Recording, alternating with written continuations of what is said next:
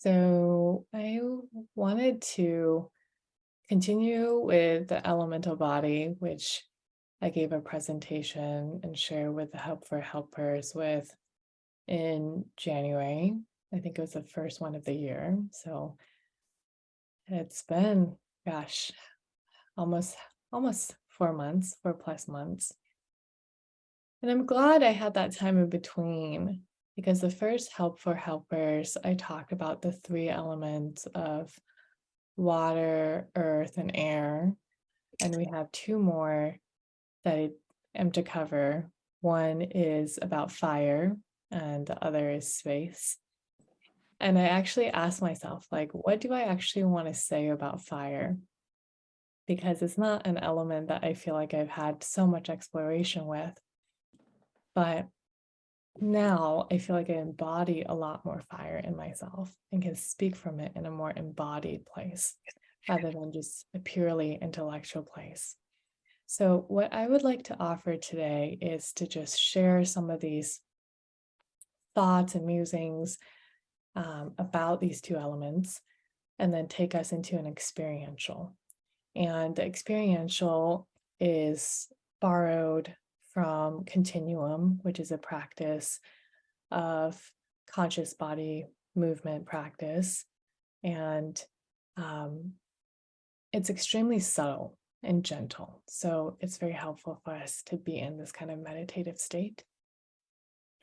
But yeah, so I think maybe I'll just start out by asking everyone here, by starting with the element of fire, what do you affiliate when you think of fire?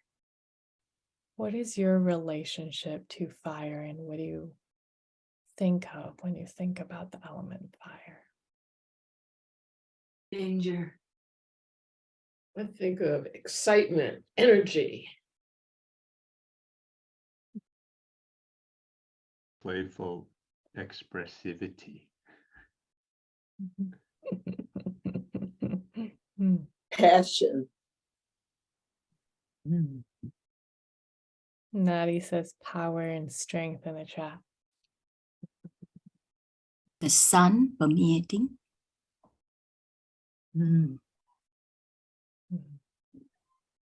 Warmth and transformation. Yeah, beautiful. Anyone else? I think of the contrast of a house being on fire or sitting around a warm fire or cooking food, that this same element is so extreme. Ever changing, changing. Yeah, I'm here in Sweden, and I'm tending to the fire on a daily basis. And you take a branch from a tree, and then you put the right kindling in, and just transformation, right? Freeing up stored energy for something else to happen.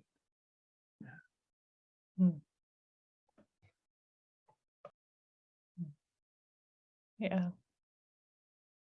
Yeah. So many different things that fire conjures within us. Steph says ashes. Yeah, post transformation, there's the ashes.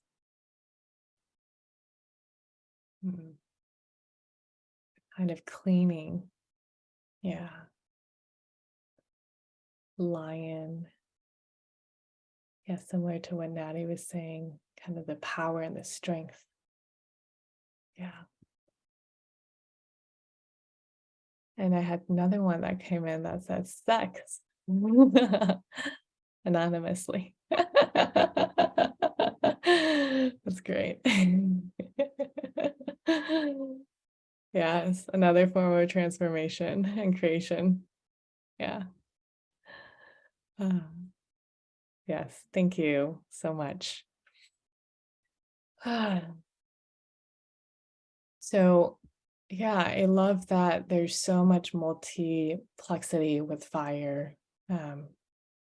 there's almost two sides to fire if we simplify it. And of course, it's more complex than that. But there's the fire that is nourishing and warm and tending, kind of like sitting around a bonfire. Like if we were to imagine us in a circle instead of just grids on Zoom right now, that we're tending to the fire in the middle of us, of being here in community, and there's like a warmth.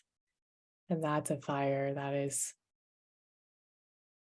something about tending that, right? Like there is a slow transformation in tending. And I think Pauline just said it needs to be fed. So this connection and warmth, vitality requires that tending and warmth and relationality. And the positive fire is also related to the warmth of our heart, the warmth of our being, the sense of creativity and our life force. If we think about energy as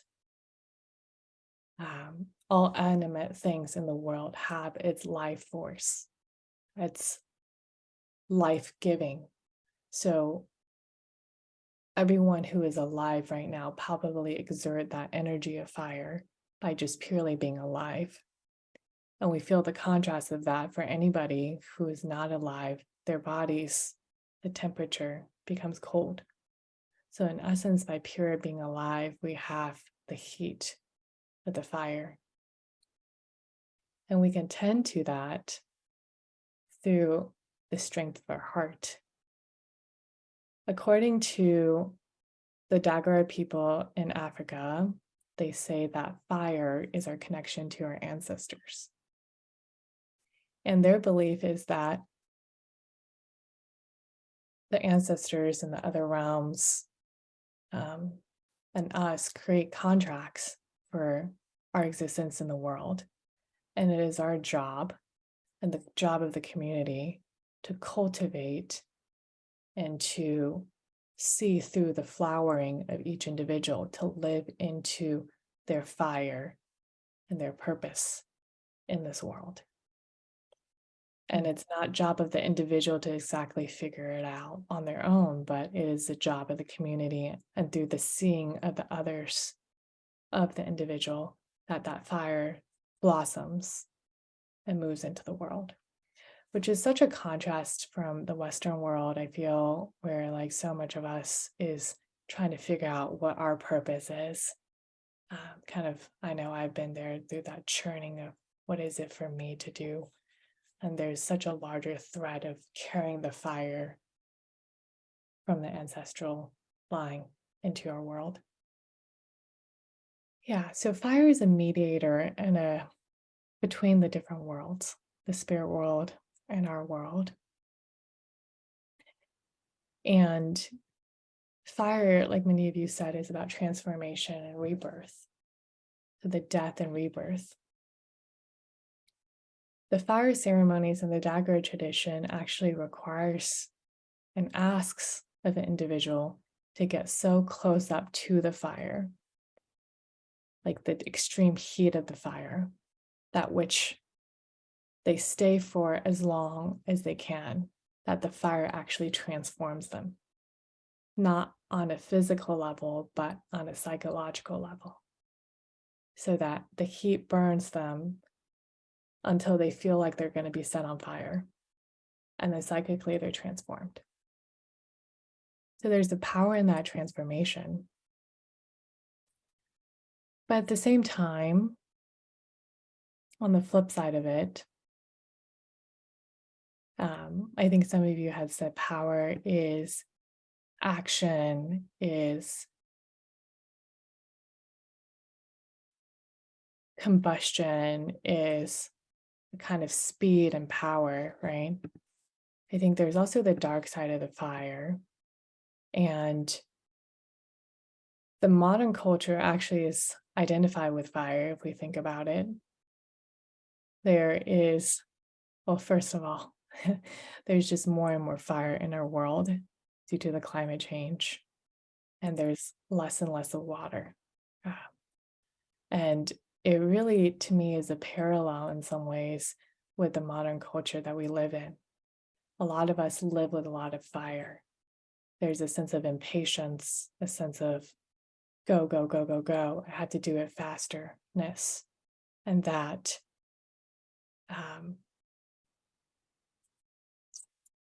it's a combustion in the sense of our action and the speediness and the need for driving more. Do it faster. I think it's more present, particularly in the business world, where everybody, well, let me step back. Many people are burning out. So the speediness of that which we live our lives is a form of fire. And that in itself, it's almost like the empty fuel just keeps running itself. And so it's driven the anger, ease to anger. If you have seen anything in the US news lately, there is a few incidents that really stands out of the combustion of our temper, and it shows through gun violence. Like somebody pulls into a driveway erroneously and gets shot to death. And the situations of erroneously ring a doorbell and get shot and injured. There's like this combustion from this overactive speed that is similar to the wildfires that's going through California. Like the fire is burning the earth, but inside of us, the fire is also burning, the combustion. And that comes from this adrenaline-driven go-ness and empty consumptiveness of a relationship we have with the world. So this restlessness and what they say in African culture, this is from Malidoma Somé, if any of you have heard of him. He talks about how this consumption just keeps on going until we really burns ourselves to death.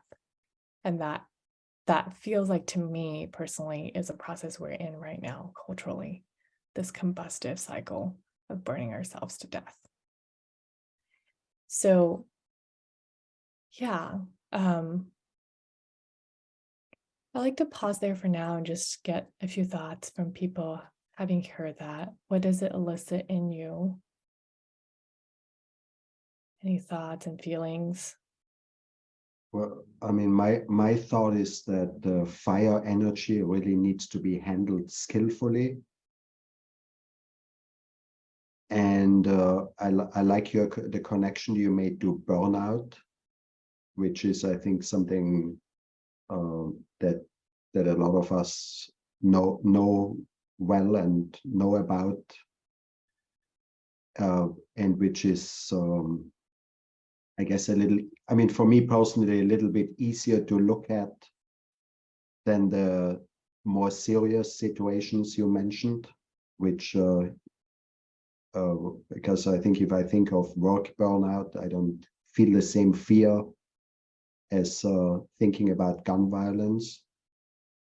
So it's in some way easier to study or to observe. And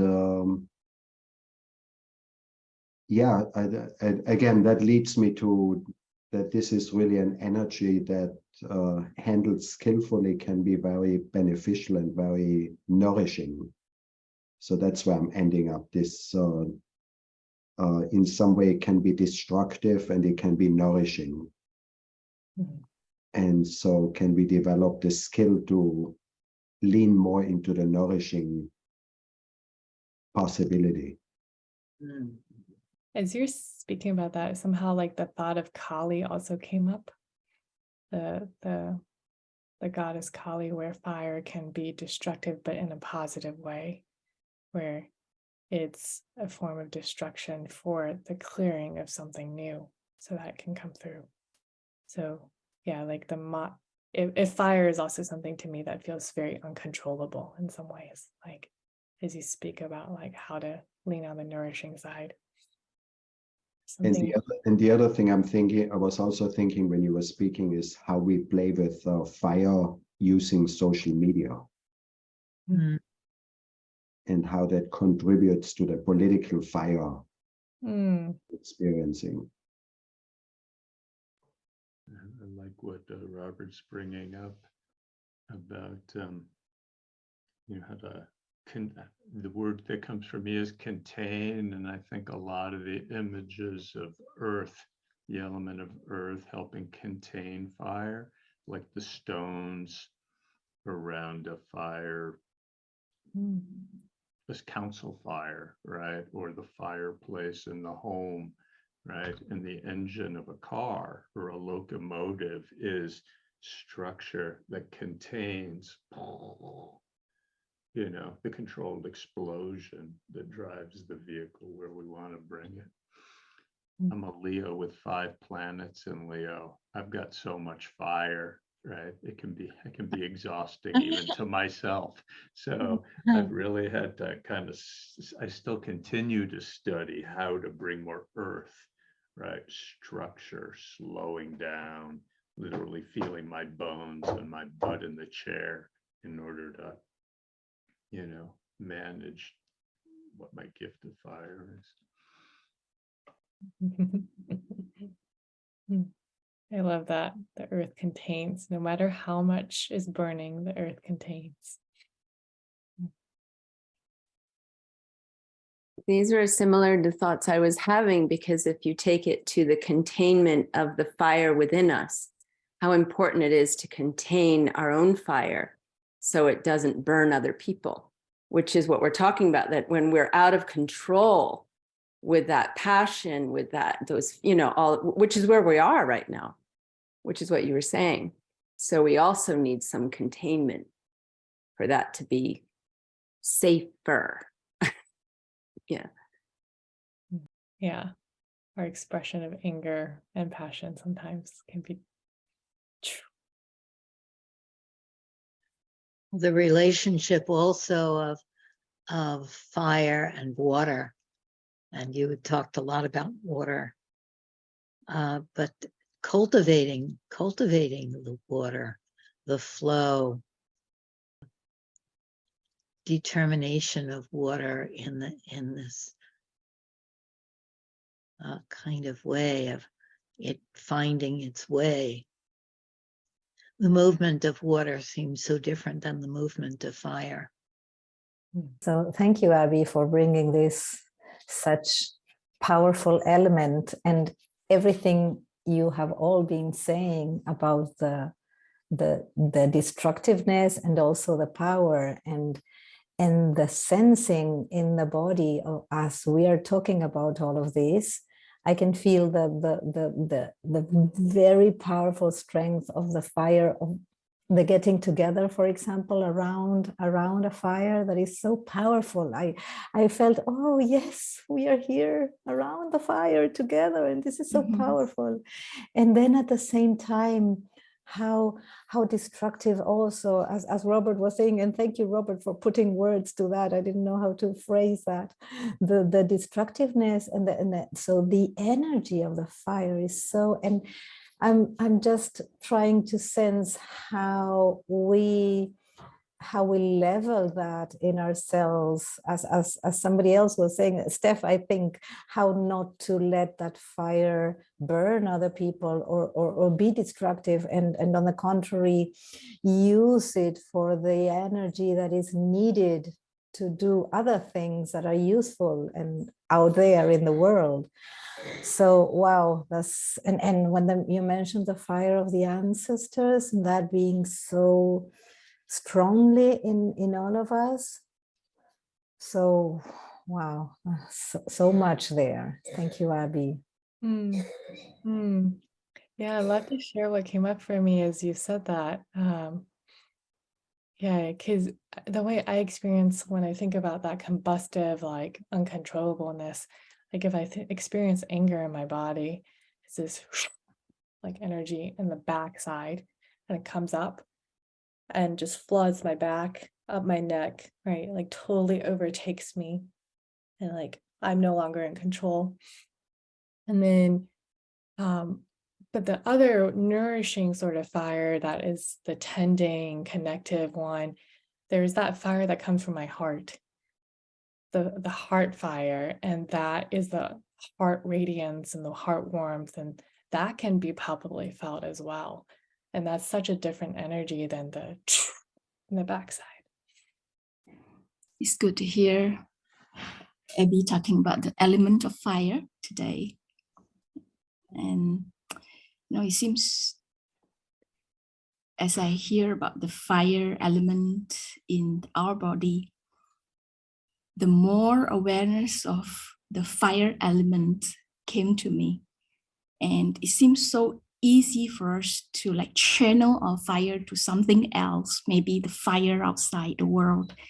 And that channeling of our attentions to others, the destructive fire that is burning the world, could make ourselves fearful of our own fire. So it makes me reflect and think of how to make this fire, arise and make some food. I don't know. It can make something, okay, in life. Yeah. Yes. Thank you. What comes up for me about fire is the nervous system tone of survival. And if I take it back, it feels like we basically are all trying to get resources. Each as individual, as groups, we are fighting over to be able to stay alive. That's what fire is, what comes up for me. And that reminds me when we do some work in focusing, how we, at least this is what I have been taught, how to create space when something is difficult to handle. That to me, space is so, to me, the opposite of fire is giving space. That's what it feels to me. And so I always love that thing of giving space for experiences rather than eat at them and know at them, and something like that. And to me, that's like a fire. Thank you. Is it Nurit? Is that how you say your name? Okay. Yeah. Nurit. I love that. Yes, the space and the air feeds the fire and allows it space to dance. I'm wondering, Lynn, go ahead. It reminds me of how focusing in a way is like the great modulator, that it can give space to the fire, water to the fire, and when there isn't enough fire, it can warm us up, so it can do both, cooling us down and warming us up, because that modulator inside is sort of driven with focusing, invited with focusing, ignited maybe is a good word. Thank you.